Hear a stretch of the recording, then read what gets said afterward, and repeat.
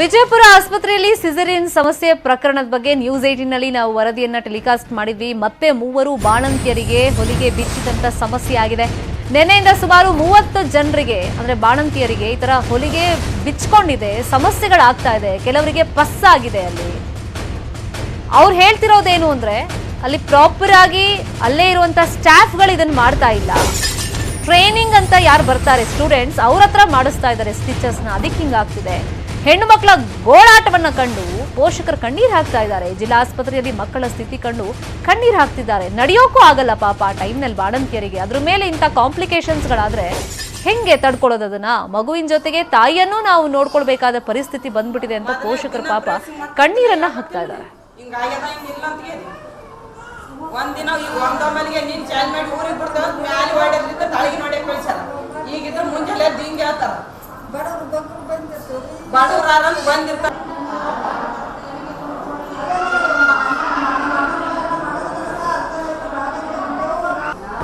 ಮತ್ ಮಾಡ್ಬೇಕೇನ್ರ 6 ದಿವಸ ತನ ಸುಮ್ನೆ 6 ದಿವಸ ಮೇಲೆ ಹೇಳ್ಯಾರ. ಇವತ್ತು ಊರಿಗೆ ಡಿಸ್ಚಾರ್ಜ್ ಮಾಡ್ತೇವೆ ಅಂತ ಹೇಳಿ ಮತ್ತೆ ಈಗ ಹೊಲಿಗೆ ಬಿಚ್ಚವ ಅಂತ ಹೇಳ್ತಾರ.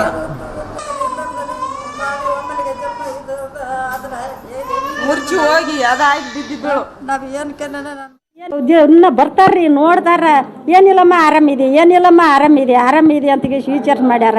ನಿನ್ನ ಪಟ್ಟಿ ಬಿಚ್ಚಾರ ಚಲೋ ಇದೆಯಮ್ಮ, ನಾಳೆಗೆ ಹೊಲಿಗೆ ಬೀಸ್ತೀವಿ ಅಂತಂತಾರೆ.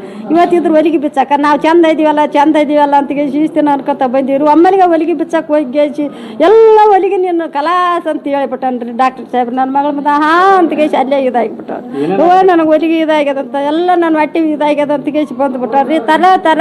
ತರ ನಡ್ಕೋಕೈತಿ ಬಿಟ್ರಿ. ಮೈ ನೀರು ಬಿಟ್ಟು ಪೋರಿ ಜೀವನನ ಹೋಗ್ಬಿಟ್ಟಿತ್ರಿ ಅದು. ಮತ್ತೆ ನಾವು ಬಾಡವ್ರಿಗೆ ಬಂದು ಮಾಡಿದ್ರೆ ಹೆಂಗ್ರ ನಮ್ಮಂತ ಪೇಷಂಟ್ ಮುಂದೆ ಆಡ್ಬೇಕಿಲ್ರಿ. ಅದು ಏನಿಲ್ಲಮ್ಮ ಚಂದ ಇದೆ ಅಂತ ಹೊರಗೆ ಕಳಿಸಿ ಹಿಂದೆ ಪೇಷಂಟ್ಗಳು ಮುಂದೆ ಹೇಳ್ಬೇಕ್ರಿ. ಅದು ಏನನ್ನ ಆದದ್ದು ನಮ್ಗೆ ಗೊತ್ತಿದ್ದಂಗೆ ಟೋಟಲಿ 18 ಕೇಸ್ಗಳಲ್ಲಿ ನಾವು ಆಲ್ರೆಡಿ ಎಲ್ಲ ಪೇಷಂಟ್ಗಳು ಸ್ಟೇಬಲ್ ಇದ್ದಾವೆ. ಸೊ ಅವರೆಲ್ಲ ರಿಕವರಿ ಆಗ್ತಾ ಇದ್ದಾರೆ ಈಗ. ಸೊ ಔಟ್ ಆಫ್ 18 ಕೇಸಸ್ಸು ನಾವು 5 ಕೇಸ್ಗಳಲ್ಲಿ ಆಲ್ರೆಡಿ ರೀಸೂಚನೆ ಮಾಡಿದ್ದೇವೆ. ಸೆಕೆಂಡ್ ಸೂಚನೆ ಮಾಡಿ ಅವರು ಡಿಸ್ಚಾರ್ಜ್ ಮಾಡಿ ರೆಡಿ ಮಾಡಿಬಿಟ್ಟಿದ್ದು. ಉಳಿದ ಪೇಷಂಟ್ಗಳಿಗೆ ನಾವು ಡೈಲಿ ಒಂದು ತಪಾಸಣೆ ಮಾಡಿ ಅವ್ರ ಓನ್ ಕಂಡೀಷನ್ ನೋಡಿಕೊಂಡು ಅವ್ರದ್ದು ಹೆಲ್ದಿ ಇದ್ದರೆ ಸೆಕೆಂಡ್ ಸೂಚನೆ ಮಾಡಿಕೊಂಡು ಅವರು ಡೇ ಬೈ ಡೇ ಡಿಸ್ಚಾರ್ಜ್ ಮಾಡೋಕ್ಕೆ ಕ್ರಮ ಕೈಗೊಳ್ತಿದ್ದೆವು. ಇವತ್ತು ಹೊಸದಾಗಿ ಒಂದು ಲಿಂಗಮ್ಮ ಅಂತೇಳಿ ಒಂದು ಪೇಷಂಟ್ ನಾವು ಡಿಸ್ಚಾರ್ಜ್ ಮಾಡ್ಬೇಕಂತೇಳಿ ಒಂದು ನಾವು ಸೂಚನೆ ರಿಮೂವ್ ಮಾಡೋಕ್ಕೆ ಹೋದಾಗ ಅದು ಸ್ವಲ್ಪ ಗೇಪಿಂಗ್ ಆಗಿ ಬಂದುಬಿಟ್ಟಿದೆ. ಅದು ಹೊರತುಪಡಿಸಿ ಎಲ್ಲ ಪೇಷಂಟ್ಗಳು ಕೂಡ ಆರೋಗ್ಯವಂತರಿದ್ದಾರೆ. ಸೊ ಇವ್ರು ಏನು ಮಾಡಕ್ಕೆ ಹೊರಟಿದ್ದಾರೆ ಅಂತಲೇ ಅರ್ಥ ಆಗ್ತಿಲ್ಲ. ಈಗ ಒಂದು ಹೆರಿಗೆ ಅಂತಂದರೆ ಆ ಹೆಣ್ಮಗಳಿಗೆ ಒಂದು ಪುನರ್ಜನ್ಮ ಇದ್ದಂಗೆ. ಈಗ ಸಿಸೇರಿಯನ್ ಮಾಡಿದ್ದಾರೆ ಅಂದರೆ ಇನ್ನೂ ಕಾಂಪ್ಲಿಕೇಶನ್ ಸ್ವಲ್ಪ ಜಾಸ್ತಿ ಇರುತ್ತೆ. ಅದನ್ನ ನೋಡ್ಕೋಬೇಕಾಗತ್ತೆ. ಅದನ್ನ ಬಿಟ್ಟು ಇಷ್ಟೊಂದು ನೆಗ್ಲಿಜಿಯನ್ಸಿ ಮಾಡ್ತಾ ಇದ್ದಾರೆ. ಅಶ್ವಿನಿ ಅಂತ ಫೋನ್ ಸಂಪರ್ಕದಲ್ಲಿ ಜಾಯಿನ್ ಆಗಿದ್ದಾರೆ, ಅನಿತಾ ಅವ್ರ ಸಹೋದರಿಯವರು. ಅಶ್ವಿನಿ ಅವರೇ ನಮಸ್ಕಾರ. ಈಗ ಅನಿತಾ ಅವರಿಗೆ ಡೆಲಿವರಿ ಆಗಿದ್ ಯಾವಾಗ? ಅನಿತಾ ಅವ್ರಿಗೆ ಆಗಿ ಇವತ್ತಿಗೆ 9. ಈಗ ಅವ್ರಿಗೂ ಇದೇ ಸಮಸ್ಯೆ ಆಗಿದೆಯಾ? ಹೊಲಿಗೆ ಬಿಚ್ಕೊಂಡು ಹೋಗಿದೆ ಅಂತ ಹೇಳ್ತಿದಾರಾ? ಅವ್ರದ್ದು ಹೊಲಿಗೆ ಹುಚ್ಚಿಲ್ಲ ಮೇಡಮ್, ಅವ್ರಿಗೆ ಕೀವು ಆಗಿದೆ, ಸ್ವಲ್ಪ ರಸಿಗಾಡ್ತಿದೆ. ಈಗ ನೀವು ನೋಡ್ದಂಗೆ ಅಶ್ವಿನಿ ಅವರೇ, ನಮಗ್ ಗೊತ್ತಾಗಿದ್ ವಿಷಯ ಅಲ್ಲೇ ಪ್ರಾಪರ್ ಆಗಿ ಸ್ಟಾಫ್ ಇರ್ತಾರಲ್ಲ, ನರ್ಸ್ಗಳು ಅಥವಾ ಡಾಕ್ಟರ್ಸ್, ಅವ್ರು ಮಾಡ್ತಿಲ್ಲ. ಟ್ರೈನಿಂಗ್ ಅಂತ ಬರ್ತಾರಲ್ಲ, ಆ ಸ್ಟೂಡೆಂಟ್ಸ್ ಹತ್ರ ಮಾಡಿಸ್ತಿದ್ದಾರೆ ಅಂತ. ಹೌದಾ? ಹೌದು ಮೇಡಮ್, ಹೌದು. ನೀವು ನೋಡಿದೀರಾ ಅಲ್ವಾ? ಹಾ, ನೋಡಿದೆ ಮೇಡಮ್. ಈಗ ಎಷ್ಟ್ ಜನಕ್ಕೆ ಈ ತರ ಸಮಸ್ಯೆ ಆಗಿದೆ ಒಂದು ಅಂದಾಜು? 40 ಜನಕ್ಕಾಗಿದೆ ಮೇಡಮ್. 40 ಜನಕ್ಕಾಗಿದೆ. ಹಾ ಮೇಡಮ್. ಈಗ ಸರಿ ಮಾಡೋ ಪ್ರಯತ್ನಗಳು ಮಾಡ್ತಿದಾರಾ? ಹಾ, ನಿನ್ನಿಲಿಂತ್ರ ಮಾಡ್ತಿದಾರ ಮೇಡಮ್. ಸರ್ ಬಂದವ್ರು ಅನ್ಸುತ್ತೆ, ಮೀಡಿಯಾದವ್ರು ಬಂದು. ಅಲ್ಲ, ಸಿಸೇರಿಯನ್ ಆಗೋದೇ ಒಂಥರ ಕಾಂಪ್ಲಿಕೇಶನ್ ಆಗಿ ಮಾಡ್ತಾರೆ ಅಲ್ವಾ? ಇಲ್ಲ ನಾರ್ಮಲ್ ಡೆಲಿವರಿನೇ ಆಗ್ತಿತ್ತು. ಅಂತದ್ರಲ್ಲಿ ಎಷ್ಟು ಸೂಕ್ಷ್ಮವಾಗಿ ಅವ್ರನ್ನ ನೋಡ್ಕೊಳ್ಬೇಕು. ಈಗ ಮಗುನ್ ನೋಡ್ಕೊಳ್ಳೋದಾ ಅಥವಾ ನೀವು ತಾಯಿ ನೋಡ್ಕೋತೀರಾ? ಎರಡೆರಡು ಜವಾಬ್ದಾರಿ ಅಲ್ವಾ ನಿಮ್ಗೆ? ಕೆಳಗಡೆ ಐಸಿಯುಲಿ ಮಗು ಹಾಕಿದಾರೆ ಮೇಡಮ್, ಮೇಲೆ ಇವ್ರಿಗೆ ಹಾಕಿದಾರೆ.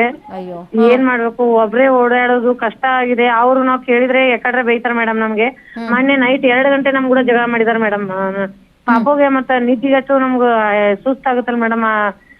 8 ದಿನದ ಗಂಟ್ಲೆ ನಿದ್ದಿಗಡ್ದಂದ್ರೆ ಹೈರಾಣಲ್ಲ.